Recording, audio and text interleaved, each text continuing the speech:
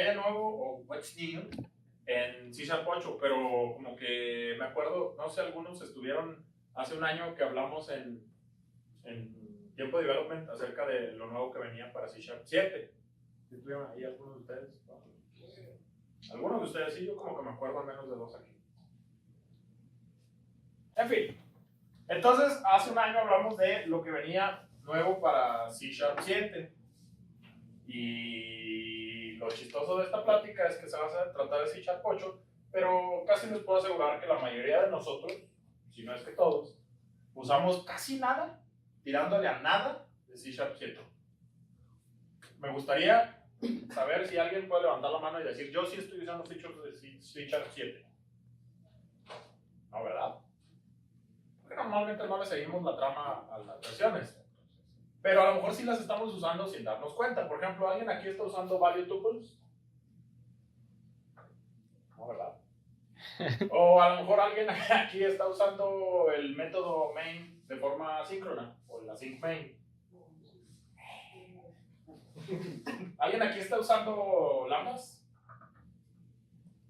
Pues ahí, como lo tienen habilitado con Netcore 2, pues ya C Sharp 7 si quieren. Pero no lo estamos usando. ¿Alguien está usando pattern matching? Pattern matching. De construcción. También eso es de C Sharp 7. ¿Cuáles son de C Sharp 7? ¿De acuerdo? ¿Está bien? Entonces, de todos modos, les voy a platicar de C Sharp 8 para que en cuanto puedan irlos utilizando, se vayan dando cuenta. ¿Quién soy yo para hablarles de C Sharp 7? ¿Quién soy yo de hablarles de C Sharp 8? Pues un developer que casualmente tiene 15 años trabajando con .NET 16 ya. ¿Cuánto tiene de existir C Sharp? Perdón, .NET. En 2004, ¿no? La primera versión salió en el 2002. 16 años. Empecé a trabajar con .NET porque lo leí en una revista y trabajaba en una empresa de esas donde ahora muchos developers las buscan como si fueran el santo grial, donde te decían, este es el proyecto, tú escoges la tecnología, y el intensito de yo de hace 16 años dijo, leí en PC Magazine que .NET, y ahí voy .NET. Entonces, desde entonces tengo trabajando con .NET, por eso mi amor e interés por el lenguaje de C Sharp, ¿no? Ese bastardo de Java. No hay mucho que decir, no hay mucha más introducción. Vamos a hablar de las diferentes features que trae nueva C Sharp 8 y mejor lo tratamos en cada uno de los slides, que nos hagamos los unos a los otros las preguntas de para qué nos sirven y por qué sí, por qué no, ¿vale? El primero, y creo que es como súper nombrado y como que la feature estrella de C Sharp 8. Nullable Reference Types. ¿Qué es eso de Nullable Reference Types? Existe una cosa que le llamaron el $1 Million Error, que es básicamente la introducción del concepto de null. ¿Sí? Y hay una pantalla que creo que a todo el mundo nos parece muy familiar. Sí. Esa de ahí, ¿cierto? Sí. Ese que dice Null Reference Exception. ¿Sí? Y leyendo aquí que esta cosa hace un punto getType y luego a eso le hace un punto getProperty que le mandan un ID y luego le dice punto getValue. ¿Me pueden ustedes decir cuál de esos valores es el que está nulo? No podemos, ¿verdad? A ver. Bien puede ser el getProperty que me regrese un nulo, bien puede ser el getType que me esté regresando un nulo, bien puede ser la P que sea un nulo. El nulo que está haciendo.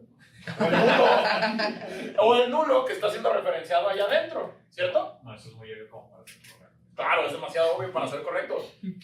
Y no sé cuál sea la respuesta, tan solo busqué en Google Images Null Reference Exception. Entonces el misterio jamás será resuelto. ¿Sí?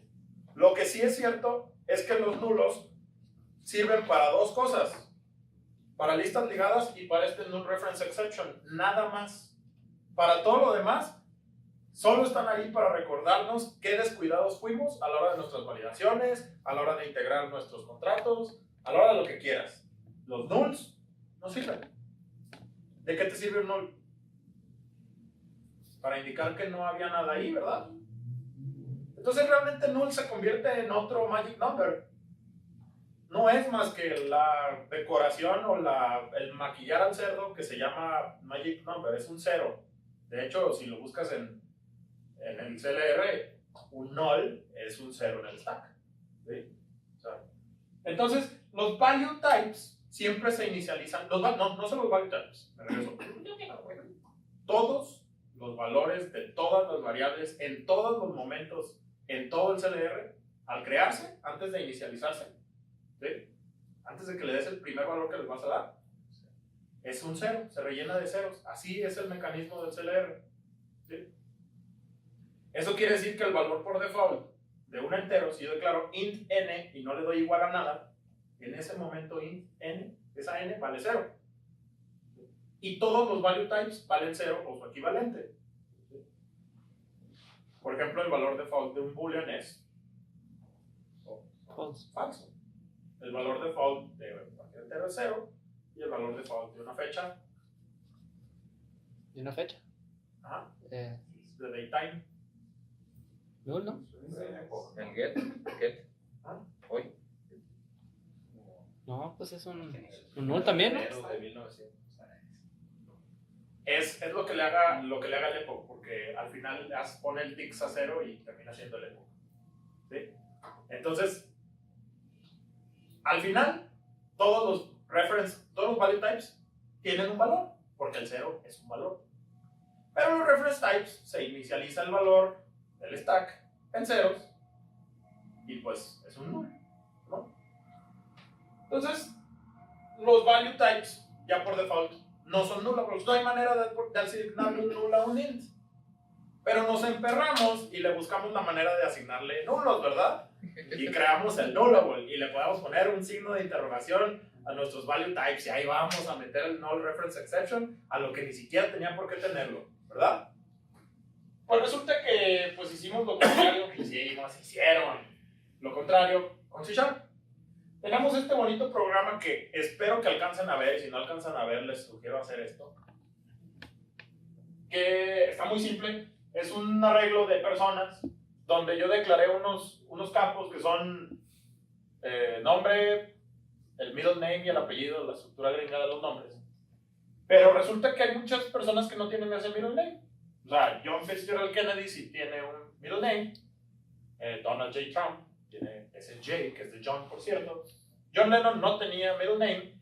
Y hay un señor llamado Teller, que es la mitad del dúo llamado Penn and Teller, unos grandiosos magos y libertarios, que no tiene apellido. El güey se fue y se cambió el nombre y legalmente se llama Teller y no tiene apellido. Entonces ya cubrimos estos casos, qué chingón, qué bonito. Y yo le puedo asignar un null porque string es un nullable type, no hay rollback porque es un reference type, qué chingón. Bueno, hasta ahí todo lindo, pero decíamos, nuestro first name yo le puedo asignar un nulo sin problemas, reference type.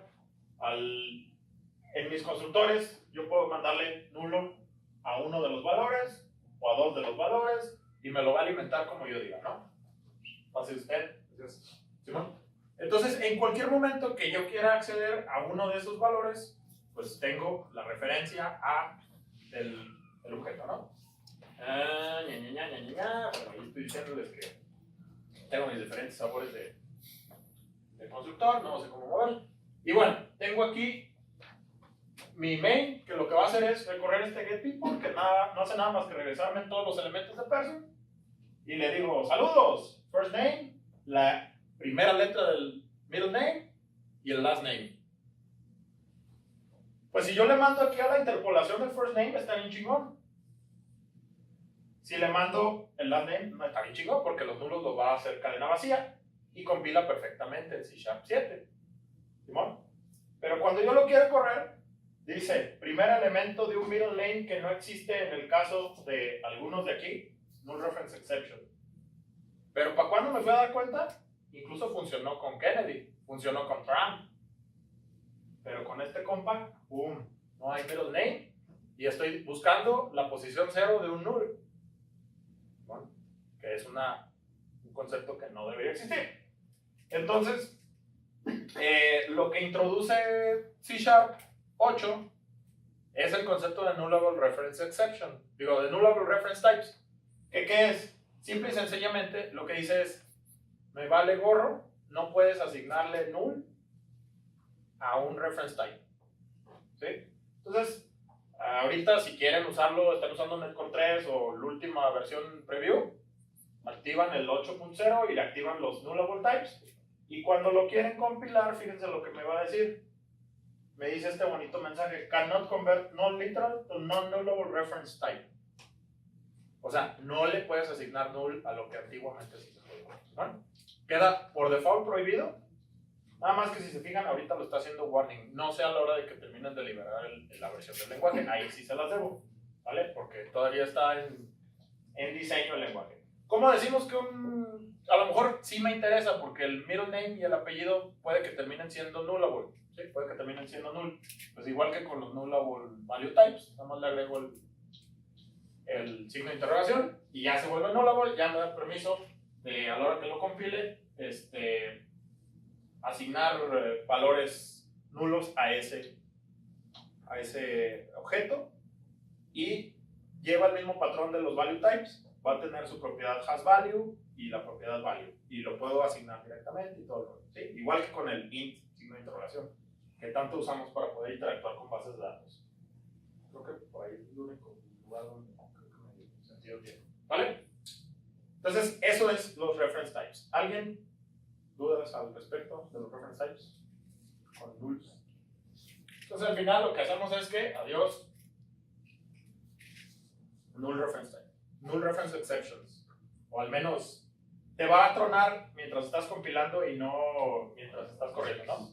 ¿Qué es lo que va a hacer? Te va a decir, oye, estás tratando de acceder a algo que va a ser nulo, ¿sí? Te avisa. Incluso cuando haces uso de un nullable reference exception, por ser implementador de nullable, va a hacer todos esos chequeos que ya te hace con los values, que te dice posible utilización de un null y la fregada. Te va a avisar por adelantado. ¿No?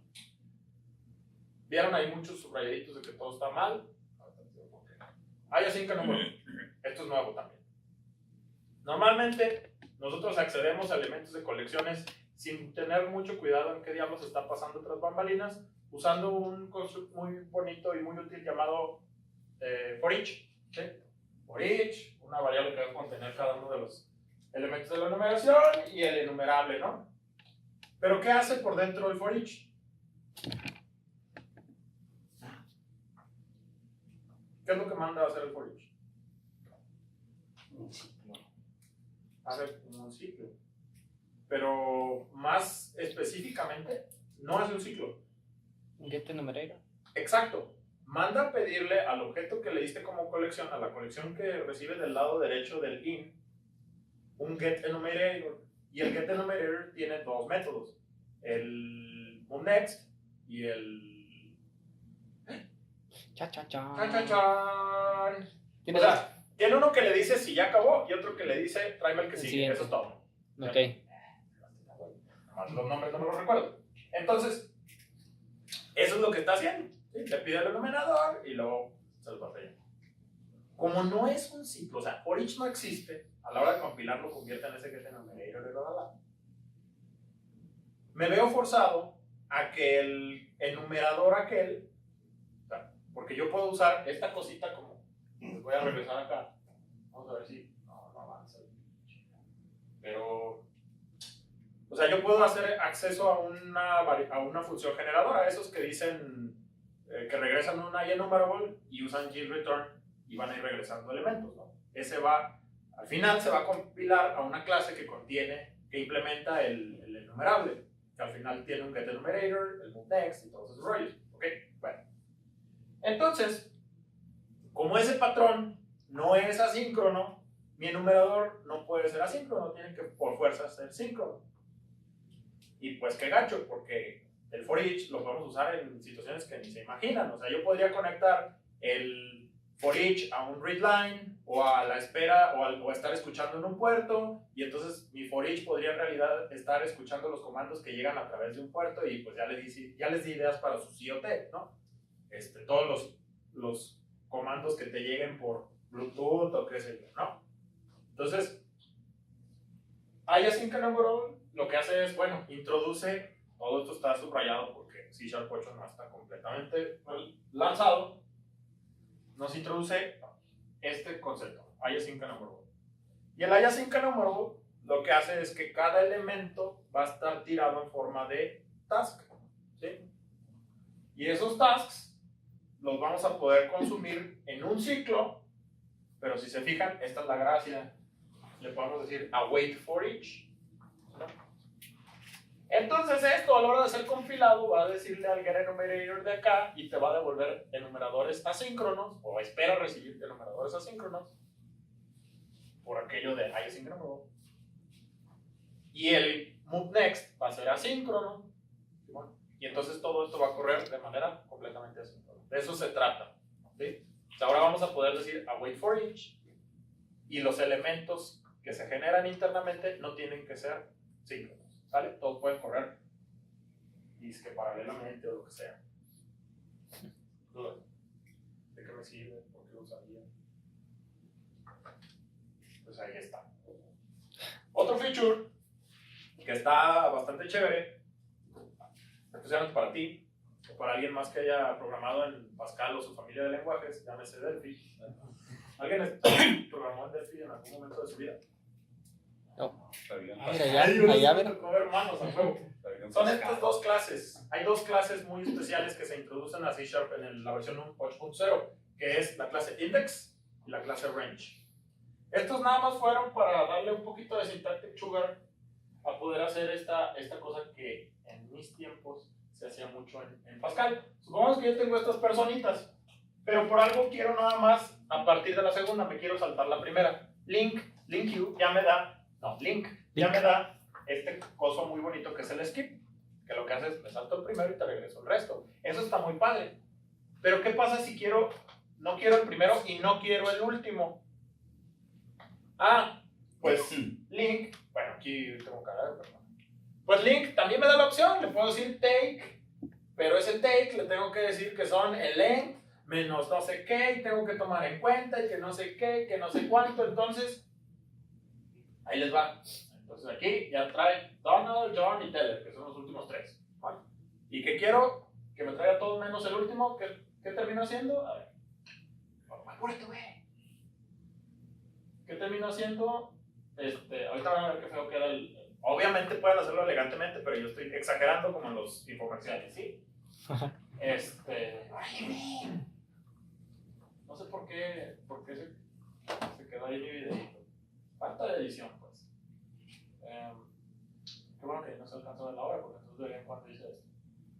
Entonces, skip, y entonces ya le puedo ahí meter un take, y que length, -1, pero no, porque si el -1 entonces se va a traer 3, y pues ya tenía 3 la colección porque le quité 1, entonces le tengo que quitar otro y termina siendo un -2, ¿no? Está medio gachito, ¿no? Entonces, introduce, te digo, estas dos clases, index y range, con las cuales yo puedo declarar un rango. Tráeme de tal a tal, ¿sí? Y tal, o sea, el primer tal y el segundo tal, son de tipo rango, digo, de tipo índice. El conjunto es un rango y cada uno de los objetitos es un índice. Tan simple como pongo esta cosa, ahí se me va a ir un compare to porque pues, escribo volteando a ver el teclado, porque no estudié mecanografía. Pero entonces ahí le estoy diciendo, del primero al 2. Bueno, empieza en el 1 y tráeme hasta el 2. Y ya lo corro y, cabrón, nomás me trajo Donald. Resulta que, por alguna extraña razón, el rango inicial es inclusivo y el rango final resulta que es exclusivo. Está gachito el diseño, me falta leer el porqué de la justificación. Pero así es como funciona. ¿Bueno?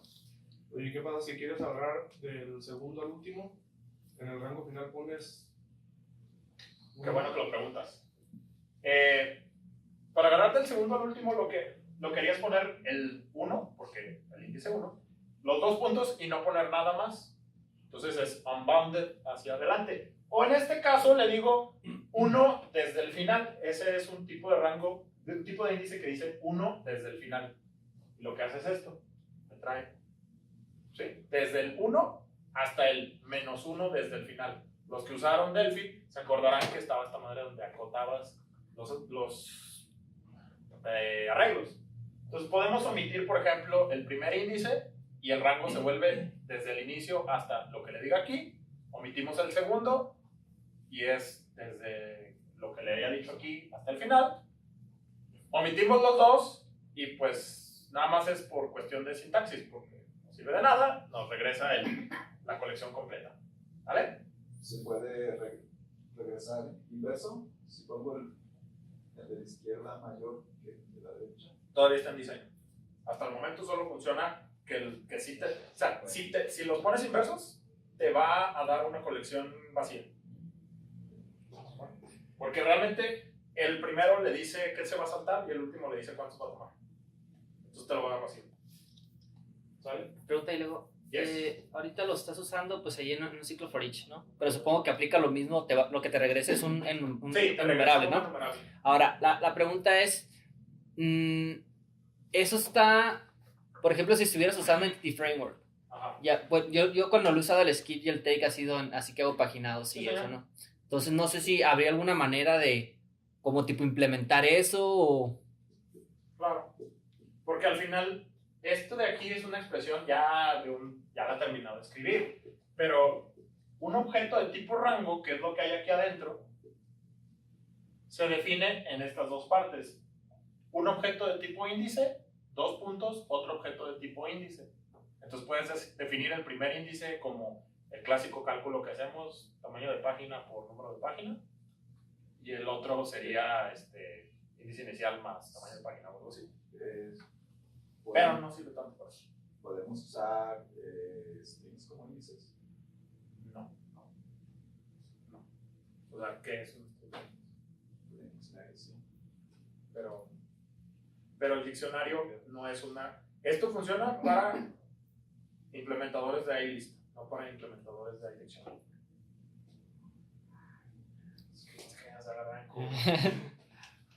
Recursive Patterns. Esta es otra de las nuevas features. En este caso, no usan pattern matching, no están usando tuples, value tuples, y no están haciendo deconstrucción, pero les platico de qué se trata la deconstrucción. Deconstrucción es, por ejemplo, en mi clase persona le agregué un elemento de tipo compañía, y la clase compañía simple y sencillamente tiene nombre y tiene una URL, ¿no? Y el deconstruct lo que hace es que recibe, esto ya es un patrón que recibe puros parámetros de tipo out y solo les asigna. Y esto me hace que yo pueda dar una tupla igual a un valor de ese tipo de esa clase y me lo va a partir en estos elementos, ¿no? ¿Sí me explico? O sea, si yo le mando tupla que consta de A, B, C, D igual a un objeto de tipo person, en la A va a poner el primer nombre, en la B el middle name, en la C last name y en la D y ya lo separó, ya son objetos separados, digamos. ¿Sí? Es lo que nosotros normalmente hacíamos de que recibíamos un parámetro de tipo persona y teníamos 4 líneas donde hacíamos exactamente esto. Ahora nada más pones entre paréntesis a dónde van a ir a parar cada uno de los elementos, igual a cosa. Puede haber lógica al momento de construir. Sí, claro, no, o sea, esto es... O sea, ¿se puede usar en un punto dado como mapper, tal vez? Sí, desde luego. Pero no. O sea, sí, pero no, porque la idea de la deconstrucción es tomar un objeto complejo y regresar n objetos menos complejos. ¿Okay? Eso es deconstruir. Como algunos de nosotros hemos visto esos memes del café deconstruido de los millennials que te ponen el agua aquí y el shot espeso acá y la taza del otro lado, lo mismo. ¿Sí? De eso se trata la deconstrucción. Eso ya existía en C# 7, en C# 8. Lo nuevo es que yo ya puedo también, una vez deconstruido la persona, en el mismo paso, deconstruir el objeto interno. O sea, puedo deconstruir y adentro deconstruir. ¿Qué diablos es esto? Bueno, resulta que esto es una tupla donde estamos usando otra de las cosas que eran nuevas en C# 7, que es un guión bajo para decir no me importa lo que regreses aquí, no me importa lo que regreses aquí, no me importa lo que regreses en todo el ¿sí? Pero al final es first name, middle name, last name, y adentro tiene otro que también voy a deconstruir, que es la compañía que constaba de un nombre y una URL, y a lo mejor nada más me importa saber si trabajaba en la Casa Blanca para poder decir que es el presidente. ¿Simón? Por como por efecto secundario nos da la facilidad de crear estas cosas llamadas switch expressions. ¿Sí? Que las switch expressions es algo así como, en este caso, o sea, aquí estoy en return, pero también podría asignar, donde primero evalúo una tupla, en este caso una tupla compuesta por first name, middle name y last name, y le doy switch. Y hago como este mini switch, donde puedo revisar los diferentes casos en los que el primer patrón con el que coincida mi tupla es el que voy a accionar y convertir mi expresión. Este va a ser el valor de mi expresión. ¿Se entiende más o menos lo que hace? Sí. Entonces, ¿cuál es el valor de retorno de la función que usó este return? No depende. Tiene un solo valor de retorno, string. Pero el string va a tener la característica de ser como este, o como cualquiera de esos, dependiendo de la forma que tengan esas tres variables. ¿Sí? Eso es lo que hace el pattern matching y los switch expressions en este caso. Y acá se acabó. Nuevo, implicitly new expressions. Esto está muy simple. Implicitly type. Por ejemplo, nosotros teníamos person, arreglo de person, y declaraba mis news, pero todos tenían que decir new person. Ahí. Ya no, ya se lo ¿Qué? Que está muy padre cuando estamos haciendo new y es un task o un func o un no sé qué, pues ya está madre, ya saben qué es, ¿no? Obviamente, sí y solo sí, el compilador puede inferirlo de lo que tienes ahí, si no, pero pues. Finalmente, Default Interface Implementation. Algunos estarán de acuerdo, algunos no tanto, pero se trata de esto. Supongamos que yo tengo mi interfaz iLogger, ignóralo. Tengo mi interfaz iLogger, donde implementa un logger. Y de pronto yo decido agregarle que, pero también quiero que cuando lo que loguee sea una excepción, ¿qué vas a hacer con ello?